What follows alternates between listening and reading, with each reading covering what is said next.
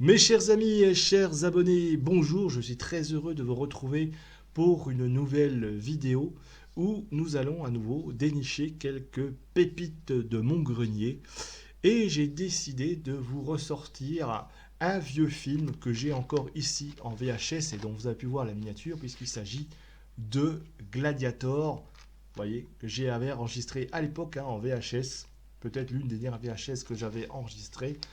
Et pourquoi je parle de ce film, Gladiator? Pourquoi je le déniche? Parce que dans 3 mois maintenant, va sortir la suite, toujours du même Ridley Scott, Gladiator 2, qui va sortir. Est-ce qu'il sera à la hauteur du premier? On verra. Avec Ridley Scott, on ne sait jamais à quoi s'attendre. J'espère que ce sera du bon.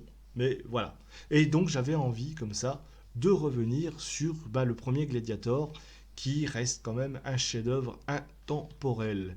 Alors oui, il est sorti en 2001, et c'est un film qui, à l'époque, avait rapidement conquis le cœur du public et de la critique aussi, en remportant quand même 5 Oscars, dont celui du meilleur film. Très original parce que Ridley Scott, comme ça, avec ce film, va ressusciter un genre qu'on n'avait pas vu au cinéma depuis tant d'années, puisqu'il s'agit du péplum, et nous plonge avec ce film dans la romantique, où nous suivons le destin tragique de Maximus, ce général romain loyal, courageux, trahi par l'ambitieux empereur Commode, incarné par Joaquin Phoenix.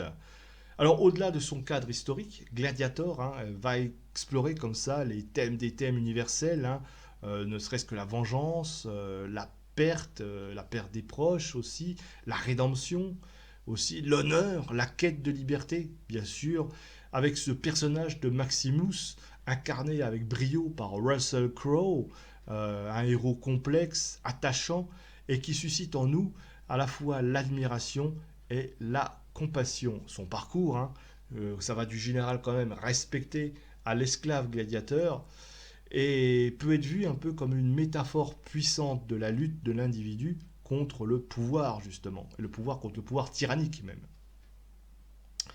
La réalisation, très magistrale, Ridley Scott, comme ça, vraiment, il fait peut-être que j'ai.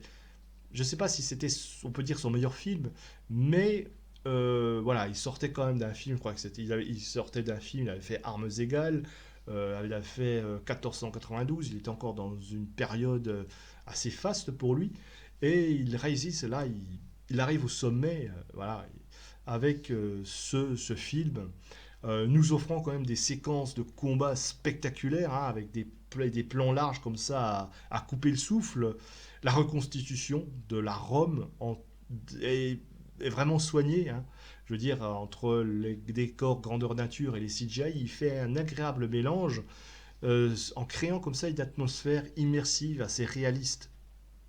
La photographie est sublime, mettant en valeur des paysages désertiques, des arènes bondées, etc.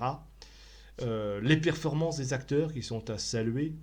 Voilà, Russell Crowe évidemment, une interprétation qui est assez remarquable, qui va nous camper comme ça un Maximus charismatique, tourmenté, on en sait un mail. Le mec, il, quand même, il revient après une grosse bataille.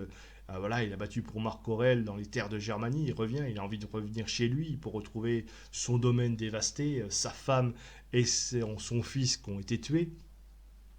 Mais aussi, il faut citer Joaquin Phoenix, qui est également excellent dans le rôle du cruel et manipulateur Commode. Oui, son personnage qui est vraiment à baffer, quoi. Je veux dire, c'est par rapport à Russell Crowe qui campe un personnage magnifique, plein d'honneur, plein de courage, comme ça. On a je vous dis, jure, alors attention, Joaquin Phoenix joue très très bien, mais son personnage, il est vraiment exécrable. Il est à baffer, on a vraiment envie comme ça de le pendre et de le tordre. Il a aucun honneur, il tue son père, après il a même envie de baiser sa sœur. Enfin, bref, c'est un personnage qui est bas, qui est faible, qui est tout ça. Mais aussi, saluons aussi les seconds rôles, qui sont tous très bien tenus, notamment celui de l'esclave vieillissant Proximo, qui est interprété par Oliver Reed, qui est magnifique. La bande-son, qui est mémorable, alors, avec la musique de Hans Zimmer, ce thème qui revient, qui est archi connu comme ça. Elle est manquée, voilà, toute sa musique d'éléments clés du film aussi, avec des compositions épiques, mélancoliques, qui renforcent l'émotion des scènes et qui sont comme ça devenues emblématiques de l'œuvre. Toutefois, on peut quand même émettre quelques critiques, il y en avait déjà à l'époque, hein. Euh, mais voilà, c'est un film qui a quelques défauts. Alors, est-ce que c'est des défauts? Oui, certains vont reprocher au film un certain manichéisme, hein, dans la représentation des personnages. On a comme ça, je vous dis, le personnage qui est bien dans l'honneur, qui est bien dans le truc. Et aussi derrière, on a le personnage qui est un petit peu fielleux, faible, etc., qui est prêt à tous les coups bas. Et peut-être une histoire, bien sûr, un peu prévisible. Après tout, bon, c'est un film d'action, on sait voilà, quels sont les méchants, quels sont les gentils, etc. On peut aussi pointer du doigt, et c'est vrai, quelques anachronismes et des incohérences historiques, hein, à premier lieu, parce qu'on a l'empereur Commode, la représentation de l'empereur Commode, déjà qui tue Marc Aurèle, alors que c'est voilà, que c'est pas tout à fait vrai. Aussi, le fait qu'on a représenté Commode un peu trop tyrannique. Alors oui, il y avait des choses, mais et puis aussi des représentations, des Romains qui sont tirés des tableaux de Jérôme, par exemple, etc. Alors, il y a plein de choses comme ça. J'ai envie de dire que c'est pas trop grave quand ça raconte une histoire. Je veux dire, bon, il fait pas un film sur Marc Aurèle, il fait pas un film sur Commode, il fait un film sur Maximus, il fait un film d'action avant tout, avec beaucoup de valeurs, etc. Voilà, j'ai envie de dire, c'est comme quand on lisait Alexandre Dumas ou quand on voit Les Trois Mousquetaires, je veux dire, bon, on sait que c'est quelque chose qui utilise l'histoire, mais ça ne raconte pas quelque chose d'historique. Donc là, c'est pareil, voir ça comme un film d'action, voir ça comme un film peut-être même fantastique, il y a une dimension fantastique aussi, surtout vers la fin, mais bon, les anachronismes, ok, si vous cherchez des choses, voilà. Mais il y a quand même des choses vraies, d'une certaine manière. Déjà, la représentation du Colisée, qui est pour moi absolument incroyable, hein. Je veux dire, j'avais vu le making-of à l'époque. Il a fait le bas moitié grandeur nature, avec une grosse maquette grandeur nature. Et le reste, il l'a complété avec du CGI. Mais voilà, ça passe. Alors, des fois, on voit le fond vert quand même, etc. Mais autrement, c'est beau, c'est fastueux, c'est majestueux, etc. Pour moi, Gladiator, c'est un film qui reste comme ça, très marquant pour sa beauté visuelle, et voilà, qui donne une puissance émotionnelle qui est assez rare dans un film. C'est vraiment un spectacle grandiose qui nous transporte dans un monde lointain, tout en abordant des thèmes qui sont profondément humains. Alors, si vous êtes amateur de péplum ou simplement de bons films, pour moi, Gladiator reste un film incontournable. Alors, si on peut résumer le film, je dirais qu'il marque par déjà son histoire, quête de vengeance, quête de liberté dans la Rome antique. Il peut être marquant aussi pour ses personnages, hein, bien sûr. Maximus, le héros complexe et attachant.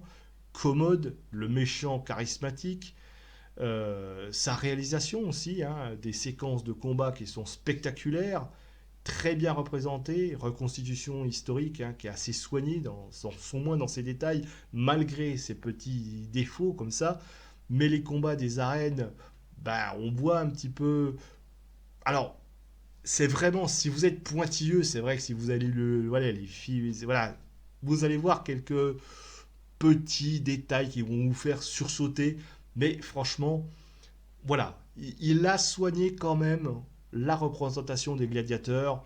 Après, ça reste évidemment très hollywoodien, très spectaculaire, c'est un film, etc. Mais il faut pas chipoter quand même. C'est extrêmement bon dans la condition des combats. Et bien sûr, j'ai envie de dire la musique de Hans Zimmer qui est là, la bande son qui est vraiment dans l'épique et qu'on retient, etc. Alors, c'est un film qui va s'adresser, je vous dis, aux amateurs de péplum, aux fans de Russell Crowe, à ceux qui aiment les histoires de vengeance et de rédemption, et à ceux qui cherchent un spectacle grandiose et en même temps émouvant. Et pour résumer, on peut dire que Gladiator reste ce chef-d'œuvre intemporel qui mérite d'être vu et revu. Et j'espère, je croise les doigts pour que ce prochain Gladiator 2, la suite, Surtout qu'il y a eu aussi l'histoire, il va nous représenter pour une fois des nomachis. Alors oui, les nomachis, c'est-à-dire non, c'est pas une invention de Ridley Scott, ça a vraiment existé, hein, attention. Alors j'attends de voir comment il va représenter les nomachis à l'écran, mais j'espère que le film sera à la hauteur de ce premier Gladiator qui reste quand même un must du genre. On verra ça, wait and see. Pour l'instant, eh bien, voyez Gladiator, si vous l'avez encore en VHS. Si vous l'avez aussi en DVD, il est sorti, Blu-ray, etc. Il a été réédité. Vous pouvez le trouver un petit peu sur tous les supports. Avant, il était sur Netflix, il y est plus, mais il a aussi migré sur d'autres plateformes. Bref, ça reste un incontournable. C'est un grand Ridley Scott quand même, dans la veine de films qu'il a produit au début des années 2000 avec Armes égales aussi, ou alors avec La chute du Faucon Noir. Sur ce, mes amis, eh bien, dites-moi en commentaire si vous attendez, qu'est-ce que vous avez déjà pensé de Gladiator. Est-ce que vous pensez que Gladiator sera un bon film? Est-ce que vous irez le voir? Est-ce que vous irez pas le voir? N'hésitez pas à partager vos deux avis dans les commentaires. Et moi, je vous dis au revoir et à bientôt pour un nouveau projet cinéma.